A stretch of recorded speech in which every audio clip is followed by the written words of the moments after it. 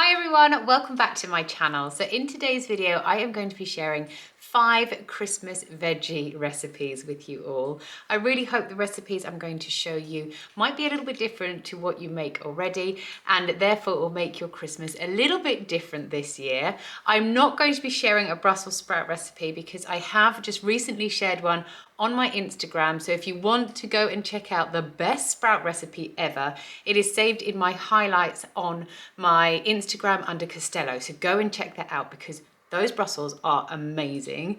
If you're watching me for the first time, I would love for you to hit that subscribe button down below. I post a brand new recipe video on my channel every single Sunday morning at 7 AM UK time.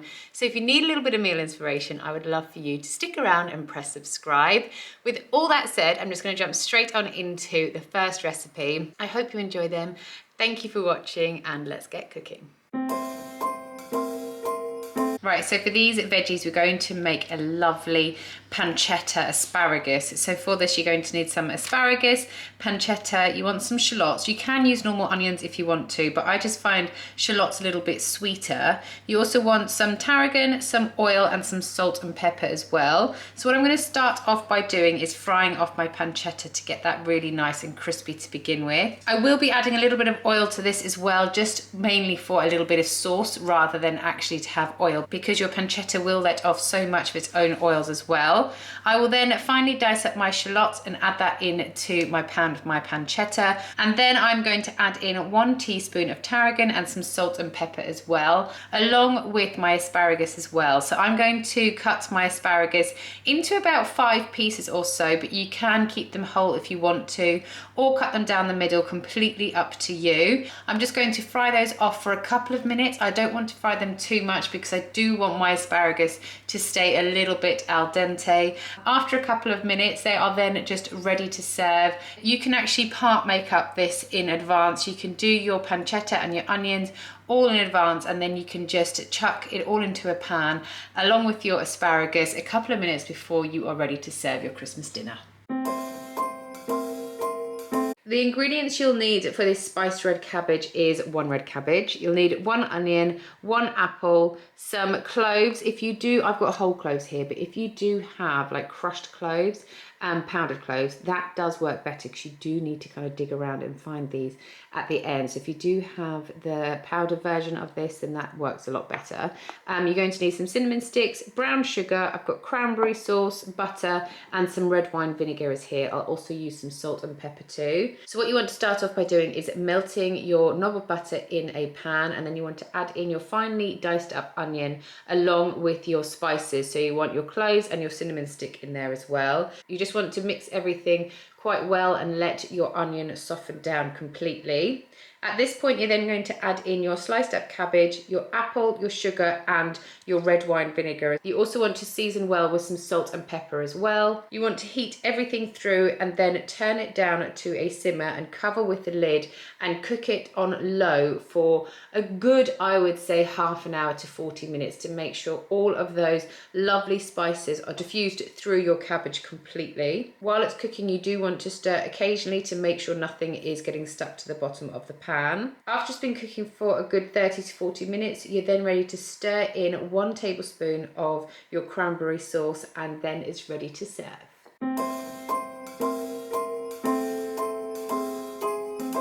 For this veggie dish, what you're going to need is some carrots, some parsnips. I've got some whole grain mustard, some honey, some oil, and some thyme as well. And I'll also use a little bit of salt and pepper as well. So what I'm going to do is preheat my oven to 220 degrees centigrade, which is gas mark 7. And then in a roasting tray, I'm going to put in my sliced carrots and parsnips. So to prep my veggies, I just peel my carrots and parsnips, and then I cut them down the middle once, and then I cut them in half. I think it's quite nice to have a chunky vegetable. So that's what I tend to do. If I get a big fat chunky carrot, I will cut it in half and then cut each half in half again before putting them into my roasting dish. You want to just make sure that all of your veg are quite evenly sized so they cook through at the same sort of rate. Then in a bowl, I'm going to mix together my olive oil, some honey, and my mustard. And I will also add in my thyme. As you can see, I have got dried thyme here, but If you have sprigs of thyme, then just lay it over the top of your veggies at the end. Once you've mixed together your sauce, you then just want to pour it over your carrots and your parsnips and mix everything up so every bit of vegetable is nicely coated with your honey and mustard mix. You then want to pop it into the oven for 30 minutes. I do find veggies cook really quickly in the oven, so I don't parboil these at all. I just put them straight in raw. 30 minutes at 220, give them a mix halfway through, and as you can see, they come out looking absolutely delicious, golden brown. They're sticky, they're sweet with a little bit of a mustard hint, and they're just delicious. Okay, so we're going to be making some cauliflower cheese with a bit of a twist because we're going to be doing a broccoli sauce with this. So what you're going to need to make this is a cauliflower, some broccoli, you want butter, flour and milk for your roux, some garlic, some cheese, some flaked almonds, some bread. You can use stale bread, works perfectly, whatever bread you've got, or you can buy some breadcrumbs because you're going to blitz the bread up. And you also want some rosemary as well. So what I'm going to start off by doing is making up my roux. So I'm going to do that in the normal way. I'm going to melt some butter, add some flour to that to thicken it up, and then I'll be slowly adding in my milk to make it nice and thick and creamy but not lumpy. I will then also add in my crushed garlic to that, and once I feel like it's thick enough and I've got enough of it, I will then add in my florets of broccoli. So I will cook that through until my broccoli is soft enough for me to be able to mash it. Once it's soft enough to mash, I will then get my masher and I will mash it all together so that you are making a broccoli roux. As you can see, I actually found this easier to just use my handheld blitzer for this instead of a masher. Then you will also add in your cheese so it becomes a cheesy broccoli roux. Once that's ready, I will then cut my cauliflower into florets and put it into a baking dish. I will then pour over my broccoli roux over the top of my cauliflower, and I will then get my stale bread and blitz it up. Like I said, you can buy breadcrumbs if you would like, but I always have the ends of my breads that get left. So those are like the perfect pieces for me to just put in my NutriBullet and blitz up. Once those are blitzed, I will then scatter that over the top of the cauliflower cheese, along with some flaked almonds on top, and I will just lay some rosemary sprigs over the top of it as well. That's just going to add some flavour in the cooking process. Then this whole thing will go into the oven on 180 degrees centigrade for 50 minutes to an hour. So just keep checking it after 50 minutes. If you feel like it needs a little bit longer to crispen up on the top, then leave it in for another 10 minutes. But that's literally it. This can be made up in advance. This can be made up, popped in your fridge, and then just put together when you want to serve it. It's so delicious, and like I said, a little bit of a twist on your normal cauliflower cheese.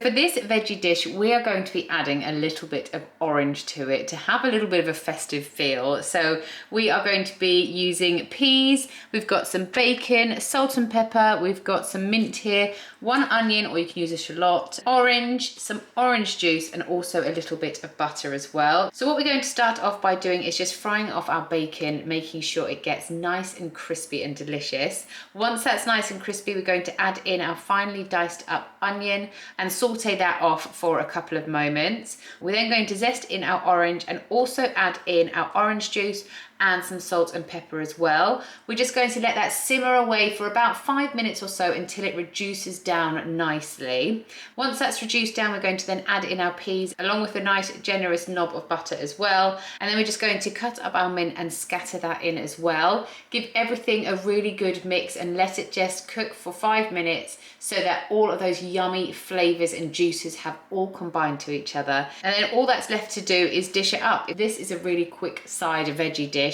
and perfect to whip up just before you're ready to serve your Christmas dinner. Thanks so much for watching today's video. I hope you enjoyed it. Don't forget to subscribe because next Sunday I am going to be sharing 5 different Christmas leftover meals that you can make. Thanks again for watching, and I'll see you next time. Bye guys.